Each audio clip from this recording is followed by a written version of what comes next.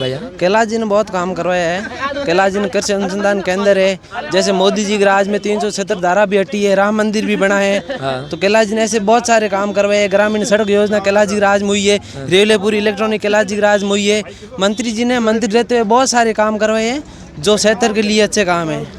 और रही बात जो बात कर रहे हैं उमेदवार राम जी की और रविंद्र सिंह भाटी की, तो ऐसा है कि भीड़ करने से कोई जीता नहीं है। बाकी जो कैलाश जी ने काम करवाए हैं और जो मोदी जी के काम से जो प्रभावित है वो लोग सब कैलाश जी के साथ है।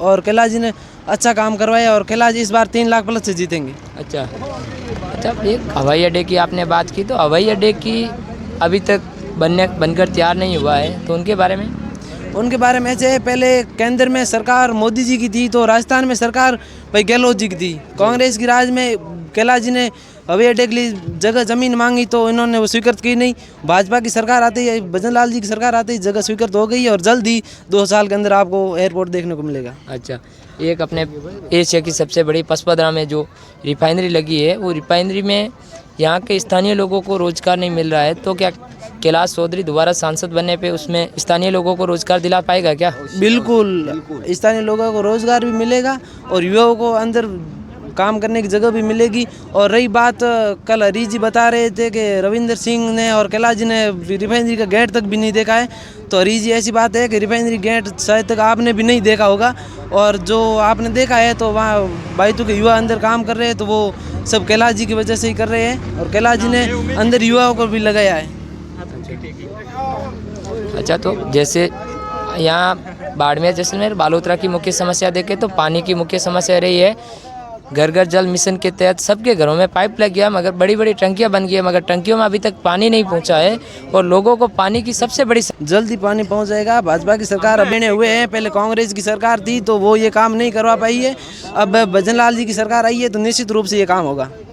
अच्छा, आप बताइए, आप कहाँ से हैं? हम बाइतू से हैं और यहाँ कैलाश जी की सभा में आए हैं। माहौल बढ़िया है। जो बीजेपी गवर्नमेंट में, केंद्र सरकार में जो काम चल रहे स्कीमें आ रही है, वो हमारे यहाँ विधायक जी लोकसभा के सांसद होने के कारण ही ये सबसे पहले यहाँ पहुँचती नहीं तो आज से पहले जो भी केंद्र में काम स्वीकृत होता था वो सबसे अंतिम में बाड़मेर जिले को काम पहुँचता था। लेकिन अभी वर्तमान में जहाँ से स्वीकृत होता है, जैसे विद्युतीकरण की बात करें तो विद्युतीकरण में जैसे मीटर ग्रेड से ब्रॉड गेज लाइन बनी थी तो बहुत अंतिम समय में आके यहाँ बनी थी, जबकि विद्युतीकरण जैसे ही भारत में शुरू हुआ तो बॉर्डर तक, मुन्नाबाद तक भी विद्युतीकरण स्वीकृत हो गया था। रही हमारे आवागमन के लिए अंडरब्रिज की है तो ये भी केंद्र का काम है और ये हमारे मंत्री जी जो रेल मंत्रालय से अंडरब्रिज स्वीकृत कराते हैं और जहाँ जहाँ अंडरब्रिज मिले हैं तो ये भी हमारे सांसद की वजह से ही मिले हैं। और बाकी रही मेडिकल कॉलेजों की,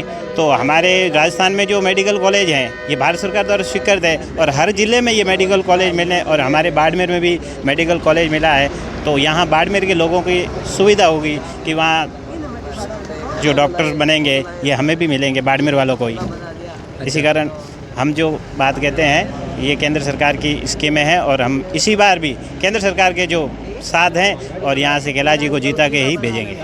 अच्छा, तो एक विधानसभा चुनाव में आपने देखा होगा बाइतू विधानसभा क्षेत्र से आरएलपी से उमेदवार राम बेनीवाल थे और बीजेपी से बालाराम मूड थे और कांग्रेस से हरीश चौधरी थे। तो हरीश चौधरी जीत गए और कैलाश उमेदवार राम बेनीवाल चुनाव आने के बाद ऐसी चर्चाएं चल रही है कि वो उन्होंने हर स्कूल में स्मार्ट क्लास टीवी लगवाया है या अफवाहें हैं?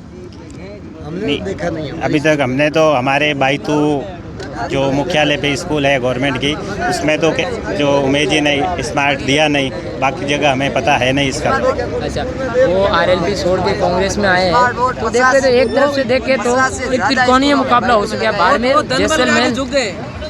नहीं, वो तो धनबल और मनबल एक हैं, उसमें कोई दो राय नहीं है। त्रिकोणीय मुकाबला यहाँ है ही नहीं। बीजेपी की लहर है और भाजपा सरकार यहाँ से, एक तरफ रविंद्र सिंह भाटी है, सामने उमेदवार राम बेनीवाल भी है। हाँ है, उसमें कोई दो राय नहीं है, लेकिन जनता का मन बीजेपी के पक्ष में। अच्छा, जनता बात क्या एक शिक्षा के क्षेत्र में कितना विकास कर पाएंगे? शिक्षा के क्षेत्र में अपना बाड़मेर, जैसलमेर, बालोतरा शिक्षा के क्षेत्र में सबसे क्षेत्रों के पीछे रह क्षेत्र रहा में है। देखो, हमारे बाईतू में पहले कॉलेज नहीं थी।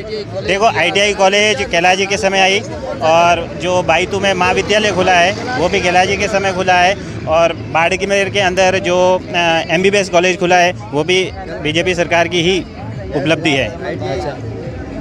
देखो, सरकार के बिना तो संभव नहीं है। अच्छा, ठीक है। अब यहाँ पे यहाँ बीजेपी गवर्नमेंट है राजस्थान में, और केंद्र में भी बीजेपी गवर्नमेंट है, और बीजेपी गवर्नमेंट में ये जो काम ये कह रहे हैं कि हम ये काम करवा देंगे, ये सब अफवाह होती है।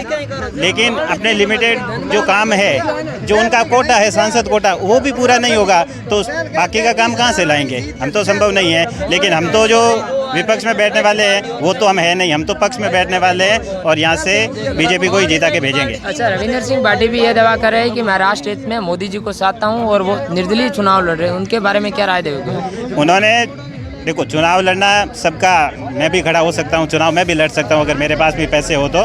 लेकिन वो एक शिव से जीते थे, तो शिव की जनता की सेवा करें। 5 साल आप शिव की जनता की सेवा करें और वहाँ काम दिखाएं, और उसके बाद हम लोकसभा में आपको भेजेंगे। क्यों नहीं भेजेंगे? अगर आपका काम बढ़िया है और हमें पसंद आएगा तो हम वोट दे के भेजेंगे। 3 महीने में ही लोकसभा के चुनाव की ताल ठोक दिया तो ऐसा संभव नहीं है, और ऐसा अभी तक निर्दलीय प्रत्याशी जीते ऐसा कोई संभव हुआ नहीं हमारे यहाँ तो। जी, आप बताइए, आप कहाँ से हैं? मैं कल्याणपुर पंचायत से। अच्छा, बताइए कैलाजी चौधरी के बारे में, या इस बार आप किसको देखना चाहते हो सांसद के रूप में? सांसद के रूप में हम कैलाश चौधरी देखना चाहते हैं। अच्छा, आप कहाँ से हैं? मुझे सर आप बताइए, कैलाजी ने आपके क्षेत्र में कितना विकास करवाया?